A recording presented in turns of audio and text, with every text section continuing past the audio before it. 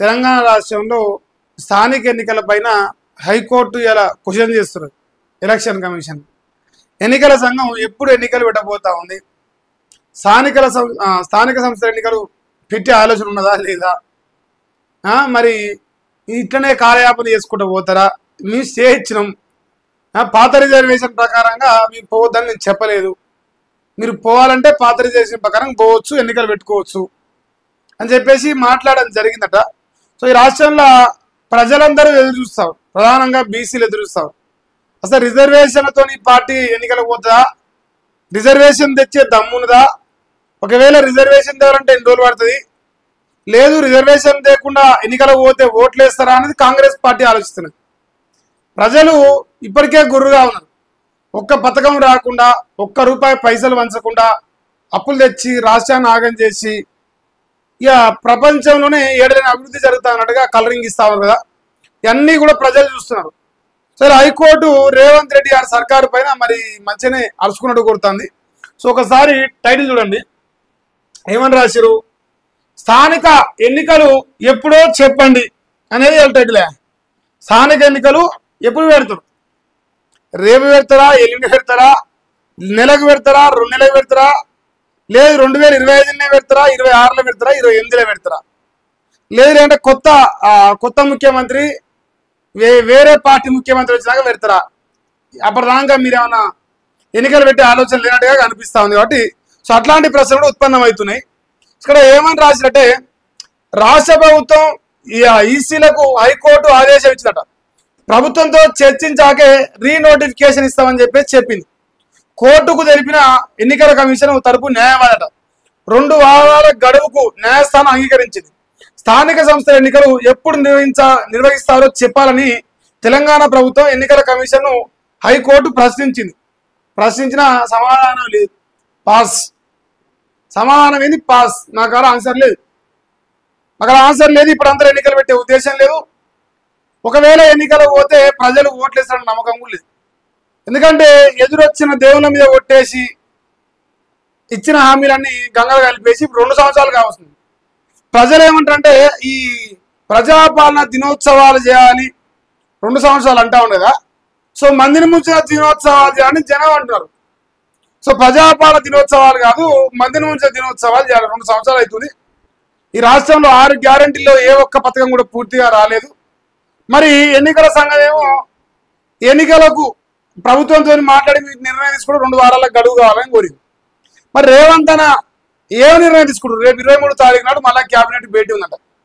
So 23 తారీఖు చాలా సంచలనమైన విషయాలు బయటకు వచ్చే అవకాశం ఉందంటారు. పార్టీ పరంగా రిజర్వేషన్లతో ఎన్నికలకు పోవాలనుకుంటుంది ఫైనల్ గా. అంటే హైకోర్టు ఆదేశాల మేరకు అయితే పాత రిజర్వేషన్ పద్ధతిలో పోవాలని చెప్తుందో, సో దానికి ఒప్పుకుంటూనే పార్టీ పరంగా 42% బీసీలకు రిజర్వేషన్ కల్పిస్తూ ఎన్నికలు పెట్టాలన్న ఆలోచన ఉండగా ఈ సర్కారు చెప్తా ఉండగా వార్తలు వస్తున్నాయి. మరి అది నిజమా కాదా ఏంటనేది 23 తారీఖు బయటపడిపోతుంది. సో అప్పటిదాకా మనందరూ వెయిట్ చేయాలన్న ప్రశ్నలే కనిపిస్తున్నాయి. కానీ ఇక్కడ ఆసక్తికరమైన విషయం అంటే, అసలు ఎన్నికలు పెడతారా పెట్టరా, ఎన్నికలు అసలు పెట్టే ఉద్దేశం ఉన్నదా లేదా, లేదంటే బీజేపీ మీదను బీఆర్ఎస్ మీదను బదనాన్ని నూకేసి మీ మాత్రం మంచోళం, మీ మాత్రం చాలా మంచోళం ఏమైనా కలరింగ్ ఇస్తారా? వీళ్ళ కార్యాచరణ డే 1 నుంచి చూస్తా ఉన్నాం కాబట్టి మరి ఇట్లాంటి ప్రశ్నలు కూడా వస్తూ ఉన్నాయి. ఇంకా ఏమని వేసిరా, స్థానిక సంస్థలకు సంబంధించి రీనోటిఫికేషన్ ఇవ్వాలని సురేందర్ అనే న్యాయవాది కోర్టులో పిటిషన్ దాఖలు చేసినట. దానిపై విచారణ జరిపిన న్యాయస్థానం ఎన్నికలు ఎప్పుడు నిర్వహిస్తారో చెప్పాలని ప్రభుత్వం ఈసీలను కోరింది. సుప్రీంకోర్టు కూడా ఎన్నికలకు వెళ్లాలని సూచించింది కదా అని గుర్తు చేసింది. దీంతో సుప్రీంకోర్టు చెప్పింది కానీ కోర్టు ఆర్డర్ కాపీలో ఎక్కడా లేదని ఈసీ తరపు న్యాయవాది కోర్టుకు నివేదించారు. మౌలికంగా మాత్రమే చెప్పారని వివరించారు. నిన్న ప్రభుత్వానికి లేఖ రాశామని, చర్చించిన తర్వాత రీనోటిఫికేషన్ ఉంటుందని తెలిపారు. దీంతో ఎన్నికలు ఎప్పుడు నిర్వహిస్తామో చెప్పేందుకు 2 వారాల సమయం కావాలని ప్రభుత్వం ఎలక్షన్ కమిషన్ కోరగా హైకోర్టు ఇందుకు అంగీకరించింది. తదుపరి విచారణ 2 వారాలకు వాయిదా వేసింది. ఇదిలా ఉంటే జీవో నెంబర్ 9తో బీసీలకు 40% రిజర్వేషన్ ఇవ్వడాన్ని సవాల్ చేస్తూ హైకోర్టులో పిటిషన్లు దాఖలు కాగా స్టే విధించిన సంగతి తెలిసిందే. మళ్ళీ మీద కొత్త ఈయన పేరు సురేందర్ అట. సో సురేందర్ గారు ఇక రోజుకొకరు కోరి కోర్టుకి ఇప్పుడు కోర్టుకేం పని లేదు, మనకేం పని లేదు, రేవంత్ అన్న కూడా ఏం పని లేదు. ప్రతిరోజు ఈ రాష్ట్రంలో ఎన్నికలు ఎన్నికలు ఎన్నికలు, దీనిపైనే చర్చ. అది వచ్చేది లేదు, అది చచ్చేది లేదు, ముందర పడేది లేదు. ఎంతసేపు టైం వేస్ట్, జనాల సమయం వేస్ట్, మరి ఇక ఈ కోర్టుల సమయం కూడా వృధానే అవుతాను. రేవంత్ రెడ్డి ధైర్యంగా నేను వస్తా, నేను ఎన్నికలు పెడతా, నేను డెవలప్మెంట్ చేసిన, ఈ పథకం ఇచ్చిన, నేను ఓట్లు పెడతా అని చెప్పే ధైర్యం లేదు కదా. సో ఏది చేయలేదు, తనకు తెలుసు, మనకు తెలుసు, అందరికీ తెలుసు. మరి ఏది చేయనప్పుడు ఓట్లు కూడా ఏది పడవు కదా. ఓట్లు పడినప్పుడు ఈ ఉన్న ఒకే ఒక అవకాశం 42% రిజర్వేషన్, అది కూడా గంగరాలితే ఇంకా ఓట్లు లేరన్న భయం ఉన్నాడు. మరి 2 వారాల తర్వాత చెప్తారట. ఏం చెప్తాడు? 23 తారీఖే బయటపడిపోతుంది. పార్టీ పరంగా రిజర్వేషన్ అనేది దాదాపుగా ఖరారు అంటున్నారు. ఆయన పేపర్లు అయితే గదే రాస్తున్నాయి. ఈయన కూడా ఇదే వార్తను రాసింది. స్థానిక ఎన్నికలు ఎప్పుడు పెడతారు, సర్కారుతో చర్చించినాక రీనోటిఫికేషన్ అని వాళ్ళు చెప్పారు.